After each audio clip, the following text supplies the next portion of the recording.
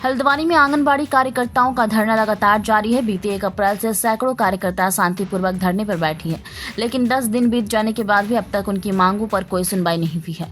कार्यकर्ताओं का कहना है कि वर्तमान मानदेय में गुजारा करना बेहद मुश्किल हो गया है।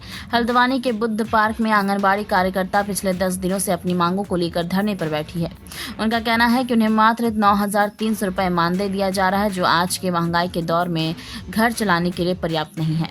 कार्यकर्ताओं का आरोप है कि सरकार और प्रशासन ने अब तक उनकी सूद नहीं ली है, जिससे उनमें नाराजगी बढ़ती जा रही है। धरने पर बैठी कार्यकर्ताओं ने चेतावनी दी कि अगर जल्द से जल्द उनकी मांगों पर कार्रवाई नहीं की गई तो यह आंदोलन और उग्र रूप ले सकता है। हम यहाँ पर अपने मानदेय वृद्धि के लिए बैठे हैं, क्योंकि हम लोगों को सिर्फ 9,300 रुपये का मानदेय मिलता है।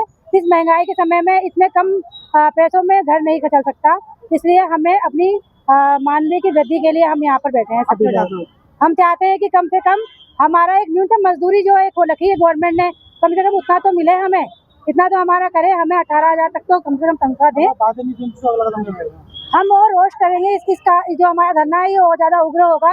हम लोग SIR का काम भी कर रहे हैं, कहीं ना कहीं इससे हमारी सरकार प्रभावित जरूर होगी, क्योंकि SIR एक बहुत बड़ा इस टाइम पे एक प्रोग्राम चल रहा है। जो यहाँ पर कई दिनों से इन्होंने धरना दे रखा है, तो उसका समर्थन के लिए मैं आज इनके बीच में आया हूँ और सरकार को चेताना चाहता हूँ कि आप केवल आंगनवाड़ी महिलाओं को कोई चुनावी कार्यक्रम होता है, अमित शाह जी आते हैं, दूसरे बड़े नेता आते हैं प्रदेश के या देश के, तो वहाँ उनको हमारी जो चुनरी होती है वो पहना के वो भीड़ बढ़ाने के लिए नहीं है केवल आंगनबाड़ी कार्यकर्ता।